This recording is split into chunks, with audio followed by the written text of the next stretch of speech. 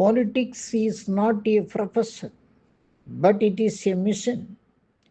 பொது வாழ்க்கை என்பது தொழில் அல்ல, அது ஒரு தொண்டு என்பதுதான் அறம் சார்ந்த அரசியல். அரசியல் என்பது வியாபாரம் அல்ல, அது ஒரு வேள்வி.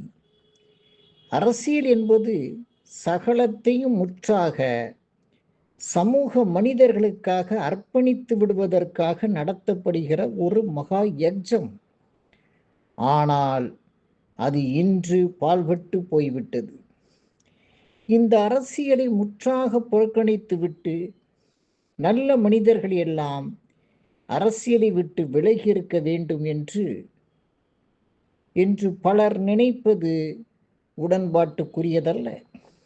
முழுக்க முழுக்க அரசியல் அயோக்கியர்களின் கைகளில் மட்டும்தான் இருக்க வேண்டும் என்று இந்த சமூகம் நினைப்பதே சரியான சிந்தனை கிடையாது.